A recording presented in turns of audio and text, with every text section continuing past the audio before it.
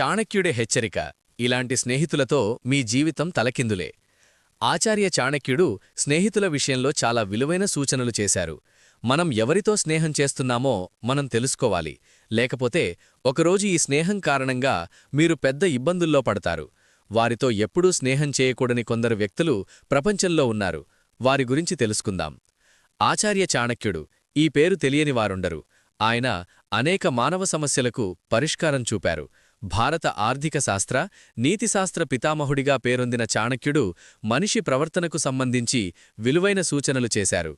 చాణక్యుడు తన నీతిశాస్త్రమనే పుస్తకంలో స్నేహం గురించి చాలా విషయాలు చెప్పాడు.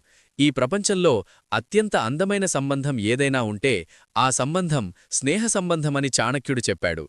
మీరు పెద్ద ఇబ్బందుల్లో ఉన్నప్పుడు అటువంటి పరిస్థితిలో మీ బంధువులు మీకు సహాయం చేస్తారనే గ్యారంటీ లేదు. కానీ నిజమైన స్నేహితుడు ఎల్లప్పుడూ ఏ కష్ట సమయంలోనైనా మీకు సహాయం చేస్తాడు. కాబట్టి ఒక వ్యక్తికి తన జీవితంలో కనీసం అలాంటి స్నేహితుడు అవసరం. అయితే స్నేహితులను చేసుకునేటప్పుడు జాగ్రత్తగా ఉండటం కూడా అవసరం. అయితే మనం ఎవరితో స్నేహం చేస్తున్నామో మనం తెలుసుకోవాలి. లేకపోతే ఒకరోజు ఈ స్నేహం కారణంగా మీరు పెద్ద ఇబ్బందుల్లో పడతారు. వారితో ఎప్పుడూ స్నేహం చేయకూడని కొందరు వ్యక్తులు ప్రపంచంలో ఉన్నారు. చాణక్యుడు ఖచ్చితంగా ఏమి చెప్పాడో తెలుసుకుందాం.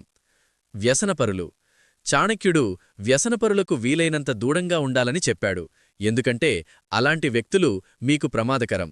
మీరు అలాంటి వారితో స్నేహం చేసినప్పుడు కాలక్రమేణా మీరు కూడా బానిస అవుతారు. కాబట్టి మీరు అలాంటి వారితో ఎప్పుడూ స్నేహం చేయకూడదు. అబద్ధాలు చెప్పే వ్యక్తులు. నిరంతరం అబద్ధాలు చెప్పే అలవాటు ఉన్నవారితో మీరు ఎప్పుడూ స్నేహం చేయకూడదని చాణక్యులు స్పష్టం చేశాడు. ఎందుకంటే ఈ వ్యక్తుల వల్ల మీరు ఇబ్బందుల్లో పడవచ్చు. ప్రజలు మీపై నమ్మకాన్ని కూడా కోల్పోతారు. మీకంటే ధనవంతులు. చాణక్యుడు ఎల్లప్పుడూ మీకు సమానమైన ఆదాయమున్న వ్యక్తులతో స్నేహం చేసుకోవాలని, మీకంటే ధనవంతులతో స్నేహం చేయకూడదని సూచించారు.